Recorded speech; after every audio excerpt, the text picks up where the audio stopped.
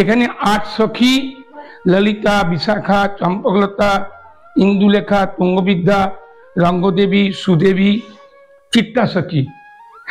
আর প্রধান সখী শ্রীমতী রাধা রানী। অষ্টসখী বা 8 সখী। আমরা প্রায় সকলেই জানি শ্রীমতী রাধারানীর অসংখ্য সখী ছিল, যাদের মধ্যে মাত্র 8 জন সখী ছিল অত্যন্ত প্রিয় সখী। এই অষ্টসখী সর্বদাই শ্রীমতী রাধারানীর সেবা করতেন এবং রাধারানীকে সর্বতোভাবে খুশি রাখার চেষ্টা করতেন।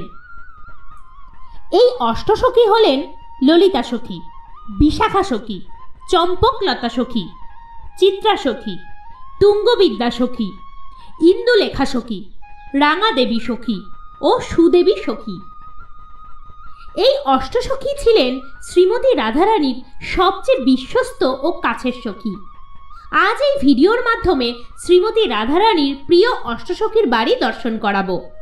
এছাড়াও এই অষ্টসখীর গুণাবলী সহ যাবতীয় মাহাত্ম্য জানতে কৃপা করে ভিডিওটি শেয়ার করে শেষ পর্যন্ত দেখতে থাকুন।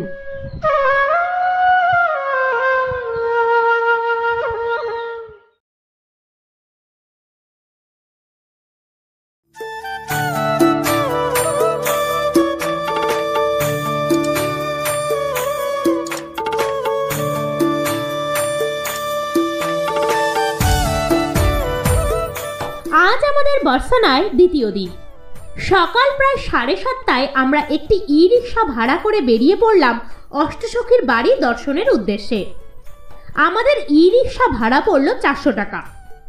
বর্ষানা দর্শনের প্রথম দিন আমরা দর্শন করেছিলাম মান মন্দির, কীর্তি মন্দির, রাধারানীর মন্দির, প্রেম সরোবর সহ বর্ষানার আরও 10টি দর্শনীয় স্থান। অর্থাৎ বর্ষানা দর্শনের প্রথম পর্বের ভিডিওর লিঙ্ক এই ভিডিওর ডিসক্রিপশন বক্সে পেয়ে যাবেন। যারা এখনো ভিডিওটি দেখেননি অনুরোধ করব অবশ্যই সময় করে একবার দেখে নেবেন।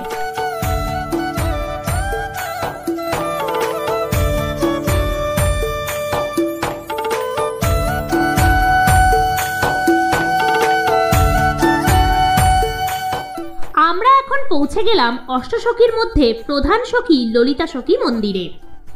একটি পাহাড়ের চূড়ায় এই মন্দিরটির অবস্থান।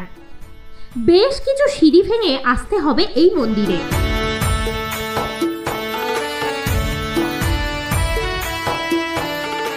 শ্রীমতী রাধারানীর থেকে 27 দিনের বড় এই ললিতা সখী ছিলেন রাধারানীর সবচেয়ে প্রিয় ও কাছের সখী। কড়া মেজাজের স্বভাব, গায়ের রং উজ্জ্বল হলুদ আর এনার পোশাকের রং ময়ূরের পালকের ন্যায়। তিনি সর্বদাই রাধাকৃষ্ণের মিলনের জন্য প্রাণপণ চেষ্টা করতেন। গৌরলীলায় ইনি শ্রী স্বরূপ দামোদর গোস্বামী রূপে আবির্ভূত হন। বর্ষানা থেকে ললিতা সখী মন্দিরের দূরত্ব প্রায় 3.5 কিলোমিটারের মতো। আমরা যেভাবে অষ্টসখী মন্দির দর্শন করছি, আপনারাও যদি এইভাবে অষ্টসখী মন্দির দর্শন করেন তাহলে আপনারা কম সময়ে ও কম খরচে অষ্টসখী মন্দির দর্শন করতে পারবেন।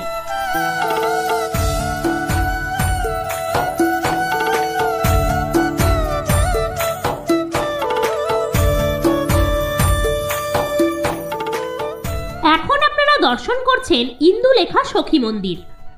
মন্দির চত্বরটি অনেকটা জায়গা জুড়ে বিস্তৃত। ইন্দুলেখা দেবী শ্রীমতী রাধারানীর থেকে মাত্র 3 দিনের ছোট ছিলেন। তিনি রাধাকৃষ্ণের সমস্ত গোপনীয়তা সম্পর্কে অবগত ছিলেন। তিনি হস্তবিদ্যা ও রত্নবিদ্যার পারদর্শী ছিলেন। গৌরলীলায় এই ইন্দুলেখা দেবী বাসু রামানন্দ রূপে আবির্ভূত হন। ললিতা সখী মন্দির থেকে ইন্দুলেখা মন্দিরের দূরত্ব প্রায় 7 কিলোমিটার।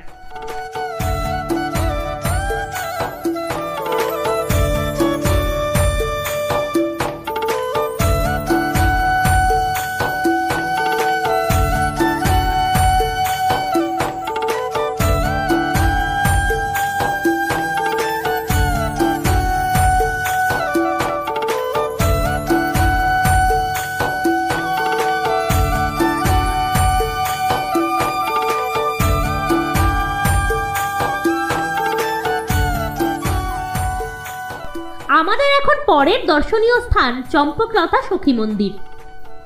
মাটির রাস্তা ধরে ফাঁকা মাঠের মধ্যে দিয়ে পৌঁছাতে হবে এই চম্পকলতা দেবী মন্দিরে।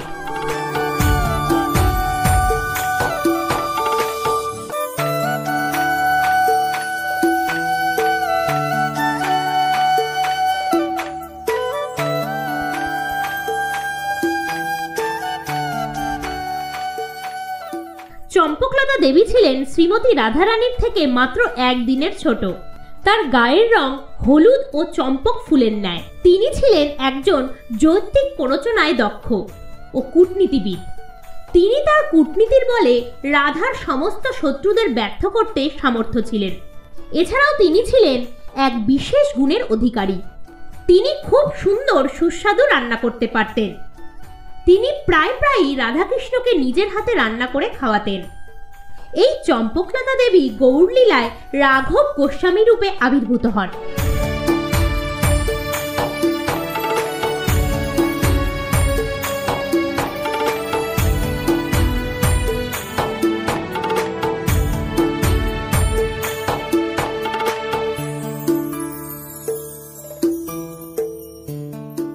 এখন আপনারা দর্শন করছেন ললিতা সখীর পর রাধারানীর আর এক প্রিয় সখী বিশাখা সখী মন্দির। চম্পকলতা সখীর মন্দির থেকে প্রায় 2 কিলোমিটার দূরে অবস্থিত এই বিশাখা সখীর মন্দিরটি। রাধারানী যে সময়ে আবির্ভূত হয়েছিলেন ঠিক সেই সময়ই বিশাখা দেবী জন্মগ্রহণ করেছিলেন। এই বিশাখা সখী ছিলেন সবচেয়ে বিশেষজ্ঞ বার্তাবহক। তিনি রাধা ও কৃষ্ণের মধ্যে বার্তা বহন করতেন। গৌরলীলায় শ্রী বিশাখা দেবী শ্রী রামানন্দ রায় রূপে আবির্ভূত হন।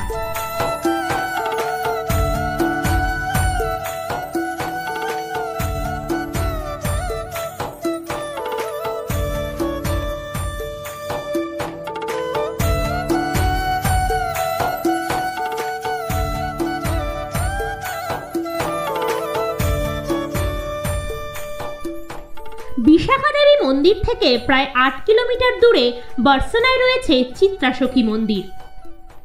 এখন আমরা দর্শন করতে চলেছি সেই অষ্টসখীর এক সখী চিত্রাসখী মন্দির।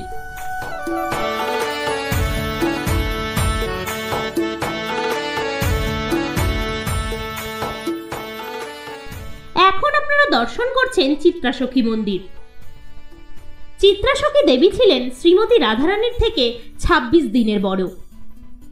তার পছন্দের পোশাক ছিল কুমকুমের মতো লাল রঙের পোশাক। এই চিত্রা দেবী ছিলেন একজন দক্ষ মালী।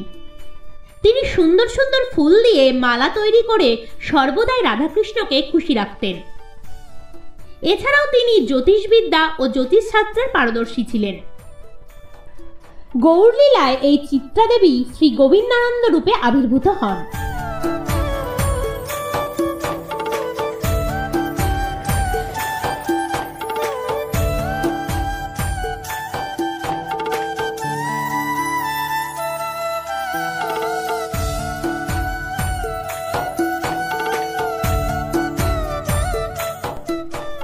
ইতিমধ্যেই আমরা পঞ্চসখী মন্দির দর্শন করে ফেলেছি।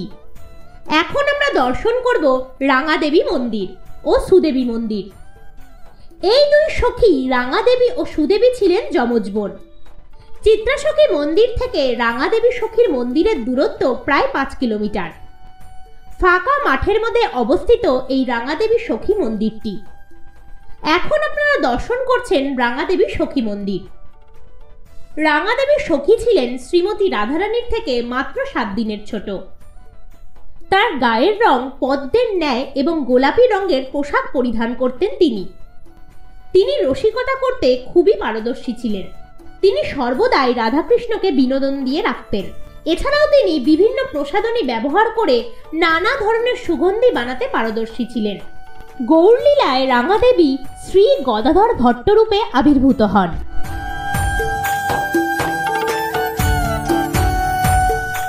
এখন আপনারা দর্শন করছেন অষ্টসখীর অষ্টম সখী সুদেবী সখী মন্দির। তার গায়ের রং সোনালী বর্ণের ও তিনি প্রবাল রঙের পোশাক পরিধান করেন। তিনি সর্বদাই রাধারানীর পাশে পাশে থাকতেন এবং রাধারানীর রূপচর্চায় সর্বদাই ব্যস্ত থাকতেন। গৌরলীলায় সুদেবী সখী শ্রী অনন্ত আচার্য গোস্বামী রূপে আবির্ভূত হন।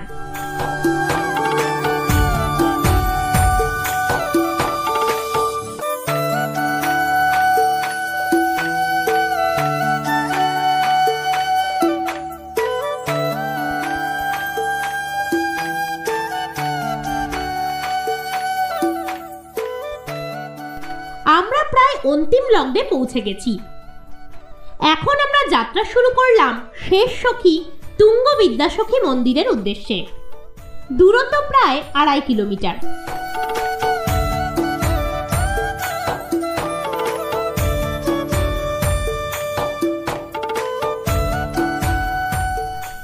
এখন আপনারা দর্শন করছেন তুঙ্গবিদ্যা সখী মন্দির। তুঙ্গবিদ্যা দেবী ছিলেন শ্রীমতী রাধারানীর থেকে মাত্র 15 দিনের ছোট। তিনি কুমকুমের রং ও সাদা পোশাক পরিধান করেন। তিনি ছিলেন একজন বিশেষজ্ঞ গায়ক ও বীণাবাদক। গৌরলীলায় ইনি শ্রী বক্রেশ্বর পণ্ডিত রূপে আবির্ভূত হন। বলো রাধা রানী কি, তুঙ্গবিদ্যা সখী কি। আপনি তো দেখলেন, দর্শন করলেন, বিনা হাতে যিনি বিরাজমান উনি তুঙ্গবিদ্যা সখী। তো তুঙ্গবিদ্যা সখীর জন্ম ভাদর মাসের শুক্লপক্ষে। বাবার নাম ছিল পুষ্কর, মায়ের নাম ছিল মেধা। তুঙ্গবিদ্যা সখী বিনা বাজিয়ে প্রিয়া প্রীতম রাধা রাসবিহারী লালকে আনন্দে রাখতেন। যে জায়গা আপনি এসছেন না, এই জায়গাটার নাম হলো নবারি চবারি গাম ডাভারা। এটাই তুঙ্গবিদ্যার জন্মভূমি। এখানে আসুন, দেখুন, আসুন দেখুন, এখানে 8 সখী ললিতা, বিশাখা, চম্পকলতা, ইন্দুলেখা, তুঙ্গবিদ্যা, রঙ্গদেবী, সুদেবী, চিত্তা সখী। আর প্রধান সখী শ্রীমতী রাধা রানী। আর 9 তার জন্য নাম হলো নবারি। চৌবাড়ি মানে হলো চবুতরা, যাকে বাংলায় বলা হয় উঠান, আঙিনা। তো এই আঙিনায় 9 সখী পুতুল খেলত। একদিন বিষবান বাবাকে রাধারানী বললেন যে আমাকে খেলার জন্য কিছু দাও। তো বিষবান বাবা পুতুল দিল, বেটা পুতুল। ললিতা সখী ওনার মাকে বলল যে আমাকে কিছু দাও। বলে তুই মেয়ে পুতুল লে। তো এই বলে আমরা পুতুল নিয়ে কোথায় যাব? বলে সামনেই তুঙ্গবিদ্যার ঘর, ওখানে যা আর সখীদের বল। তো তখন সখী 8 সখী রাধারানী এসে খেলতে শুরু করলো পুতুল কোনা। তো রাধারানী বলল দেখ আমার বেটা। আর ললিতা সখী বলল তোর বেটি। তো আমার বেটার সঙ্গে তোর বেটির আজ বিয়ে হবে, বিয়ে খেলবো। তো রাধারানী দেখুন বরাত নিয়ে আসছে, করে দেখুন এরা আসছে বরাত, বরযাত্রী। আর এইদিকে কোনে পক্ষ ললিতা, বিশাখা পালকিতে নিয়ে আসছে, এরা স্বাগত করছে এদের। তো যেমন খেলতো না, ছোটবেলায় খেলে না, ওই খেলা এখানে খেলেছে।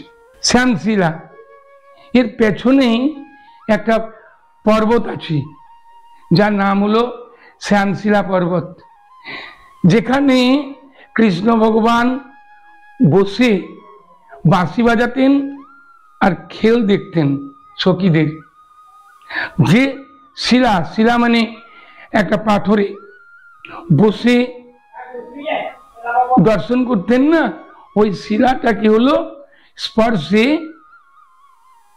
কালো হয়ে গেল, তার জন্য ওই পর্বতের নাম হলো শ্যামবর্ণ হয়ে গেল, তার জন্য পর্বতের নাম শ্যামশিলা পর্বত।